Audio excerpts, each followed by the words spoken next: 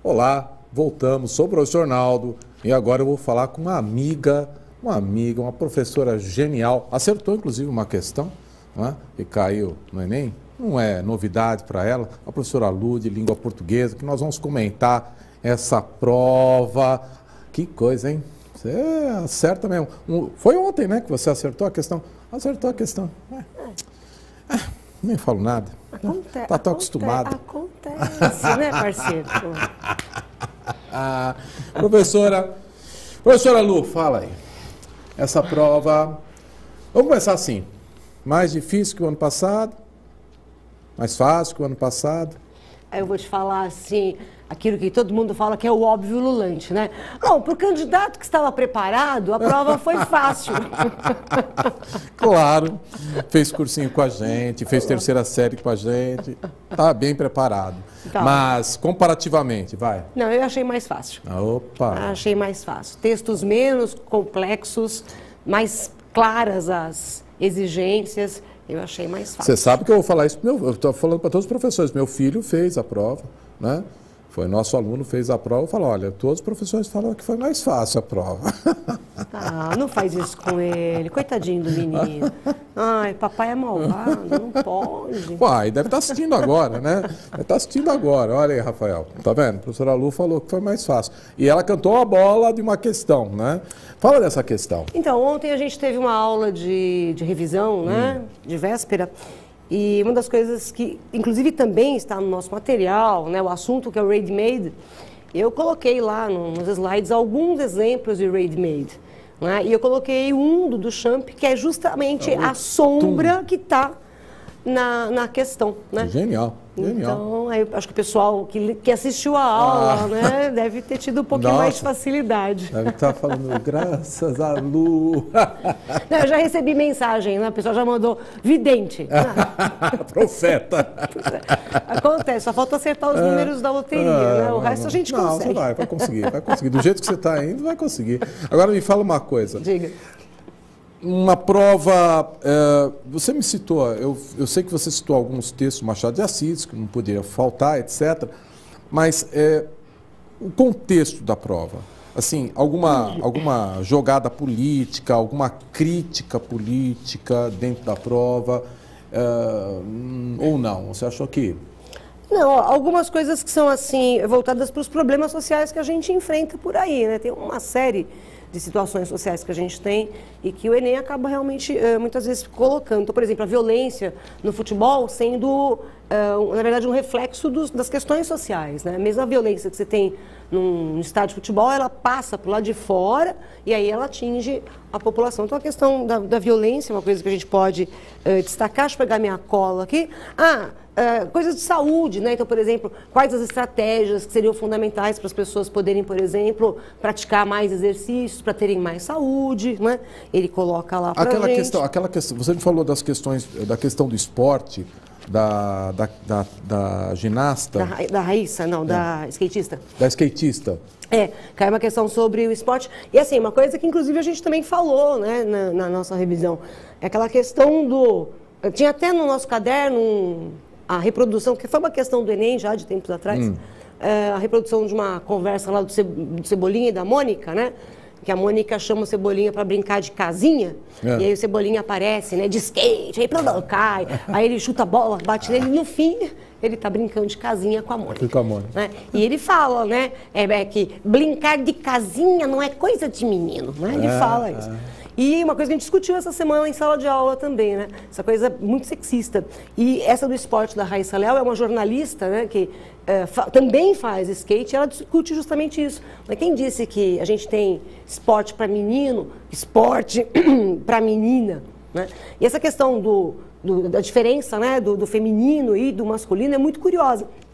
Tinha uma outra questão que falava sobre o jogo cara a cara. Você jogou cara a cara na tua infância ou não? Cara, você me falou desse jogo, eu não estou lembrado como que era. Eu também não tive, eu era pobre. Então... Eu não lembro desse jogo cara a cara. Era um joguinho que você tinha assim, amontando as pessoas, então você vai dando dicas, né? É loira, morena, e você vai descartando as pessoas. Mas não joguei, mas eu sei que jogo que é. Eu sei que jogo que é. Eu jogava detetive, sabe? Eu gostava dessas coisas mais. Também.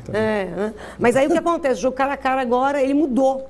né? Porque você não precisa mais identificar, por exemplo, quem é a figura que está lá, mas identificar a mulher pelas coisas positivas que ela fez, né? Por aquilo em que ela se destaca, né? Então, por exemplo, vai ter a Frida Kahlo lá, né? Então, para identificar realmente mulheres pelos seus valores, e não porque é uma mulher loira, morena, baixa, alta, gorda, magra, né? Passa um pouco além disso. Eu li aí na tua colinha, eu li metáfora. Em que contexto metáfora? A metáfora, ela aparece, a gente tem, deixa eu pegar aqui algumas coisinhas aqui, né? Pergunta outra coisa, se eu achar a questão da metáfora aqui, vai. Você achou que o aluno teria que ter um padrão cultural levado para fazer essa prova do Enem? Ou você achou que, assim, abrangeu direitinho o ensino médio? Na verdade, ele, em algumas questões, elas exigem algum conhecimento, né? Mas assim, pouco. Na verdade, o que você precisa é fazer uma boa leitura do texto. Né? Textos, pelo que eu vi, longos. Textos longos. Tem textos bem longos. Textos longos. Tem. Assim, mas as respostas, aquilo que a gente sempre fala, né? As respostas estão no texto. Essa aqui que você me falou do cãozinho, né? Do cãozinho. Eu lembrei da minha esposa. Me leve para sua casa a primeira feira de adoção de cães e gatos. Adote um animal de rua.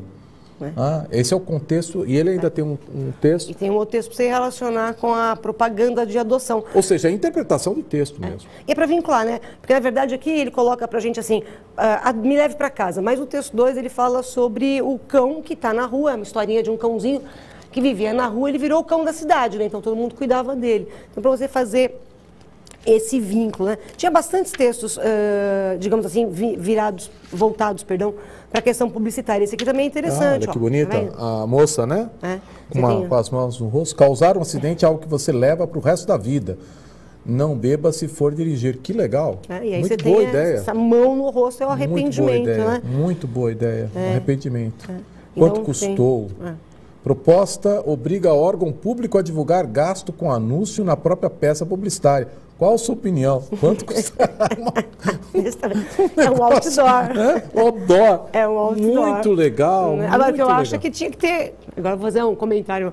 Acho que tinha que ter aqui o valor, né? De quanto custou essa propaganda. A propaganda, pois é. Olha, nós gastamos tanto com essa propaganda. Muito legal. Se bem que isso aqui é Facebook, né? Senado Federal, etc. Mas, de qualquer maneira, cadê a questão da metáfora que você falou? Bom, fugiu. Fugiu? Fugiu. Ela está aqui em algum lugar, daqui a pouco eu acho para você. Né? Ironia. Ironia, né? Inclusive tem uma questão falando a questão da ironia, né, do Machado de Assis lá no texto Esaú e Jacó. Deixa eu voltar aqui e ver direitinho isso. Né? Aí também tem, logo a primeira questão, né, com um texto da Carolina Maria de Jesus, que também tem a ironia, né, no livro Quarto de Despejo dela, né? E, assim, a ironia tem uma marca bem interessante, né? Porque às vezes as pessoas acham que você ser irônico significa ser engraçado. E não é obrigatoriamente necessariamente isso. Realmente não é, né? Agora, quer ver, Naldinho, uma coisa... Essa aqui do quadro. Porque o Arthur saiu daqui zangadíssimo, que não caiu nenhuma figura. Ele queria um quadro. Aí, quando você entrou e falou para mim, né? Eu falei assim para ele, mas olha, não parece uma questão para história? E não é, né? Não, fugiu para minha prova, falou, não quero mais história, eu vou lá para o pessoal de português. Muito legal. Esse é o contexto da... É uma tela, ele está pedindo para você enquadrar essa tela como obra maneirista, né? E o maneirismo é aquela fase que está entre o classicismo e o barroco. Então, você tem alguns traços de classicismo e você tem alguns elementos já de barroco. E aqui você percebe isso nitidamente porque se a gente pensar nas pinturas do Renascimento, né? Porque classicismo ou renascimento? O renascimento a gente usa para a arte em geral, classicismo para uma coisa específica que é a literatura. Então, quando a gente pega, por exemplo, as pinturas do Renascimento, elas parecem uma fotografia, tamanha a perfeição, né? É a cópia do real, é mimético, né? E aqui, Naldinho, dá uma olhada, né? A gente tem os corpos, eles não estão... Estão disformes, né? Tá, e você tem um certo exagero, né? Aqui nessa relação disforme, né, dessas figuras masculinas. Então, assim, já é uma tendência do barroco, que é a arte da oposição, da contradição, da dúvida, né, da agonia do homem, misturada um pouco ainda com os elementos do Renascimento. Questão difícil, na sua opinião? Não. É só lembrar o que é maneirismo, né? Então, quem não lembrar o que é maneirismo, aí já não consegue, né? Não fica consegue, difícil, aí né? vai ficar realmente difícil. Porque não tem, no enunciado aqui, você não tem nenhuma dica do que é propriamente o maneirismo. O que você tem é um texto, o texto 2 ele está mostrando, por meio de comparando, palavras, né? Tentando te mostrar que há disformidade, né? É o que tem aqui. Né? A da ironia do Machado lá no Esaú e Jacó também, né? Mas essa é meio complexa, a gente comenta depois, né? Esse aqui é legal também, Naldinho, manual de orientação. Você fez isso com o teu filhote? Trabalho de base até 2 anos, criança não deve ser exposta passivamente às telas, TV, tablet, até 2 anos, né? Celular, etc. De 2 a 5 anos, e principalmente durante as refeições, até 2 horas antes de dormir. Mas tem uma criancinha até 2 anos, até que você consegue controlar. De 2 a 5 anos, tempo de exposição às telas deve ser limitado a 1 hora por dia. Sai um pouco fora do que a gente tem visto. Crianças dessa faixa etária devem ser mais protegidas da violência virtual. Nossa, que texto, de onde é esse texto? Está aqui no UOL. Isso de 2017, né? 2017. 2017. Até 10 anos devem ter acesso controlado a computadores. Dispositivos móveis. Até 10 anos devem ter um pouquinho, só acesso controlado a computadores e dispositivos móveis. Sobre os textos, o texto sobre os chamados nativos digitais traz informações com a função de UAU. Que bela questão essa aí. Ele está colocando aí, ó, em cada fase da infância, faça isso, aquilo e aquilo. Né? Então, tem que obedecer, ou melhor, deve seguir essas indicações. Né? Nossa! Está propondo, né? Não é uma regra, mas está propondo. Essa aqui é direta, né? Essa das notas ou não? Você achou mais difícil? Então, o que acontece aqui, acho que um trechinho do Memórias Póstumas de Brás Cubas. Então, aqui o que você tem, ele fala recurso linguístico empregado para dar ideia de inventário.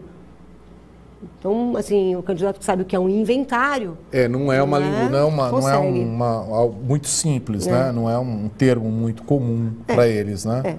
Tem que saber o que é inventário, né? Aí já uma coisa... Aí essa daqui é a questão da jornalista... não, essa aqui é do Mountain Board. Você pode praticar em qualquer espaço praticamente, né? O esporte pode ser praticado em grama, terra, pedra, asfalto, areia, né? Então ele acaba alguma relação com a redação, na sua opinião? Teve alguma? Não. Diretamente não, né? Não, diretamente não. Você tem eu estou procurando a da metáfora ainda, que sumiu da minha prova, caramba. Mas assim, achei. Oxa. Tá fugindo. Uma lata existe para conter algo, hein, professora? Exatamente, já dizia o poeta. Olha, então aqui você tem justamente a questão da metáfora, aquela questão que você tem falando sobre a palavra, né? As gramáticas classificam as palavras, substantivo, adjetivo, verbo, e ele vai falar o quê? Que a palavra tem uma alma, é a alma da palavra que a define, que explica. Então, aí é o recurso metafórico. Né? E ele já usa direto, mas está no meio Está no meio do texto. Do texto. Esse texto simula uma verbete para a palavra palavra. Uau! É uma questão que o aluno tem que ler com muita atenção, hein? Essa é bem... Muita atenção. E perceber o contexto da frase. Na verdade, eu acho que, sinceramente, Naldinho, todas. Assim, não vejo nenhuma pergunta, nenhum teste aqui que você bateu o olho no texto e responde bate pronto. Isso não tem. Você crê que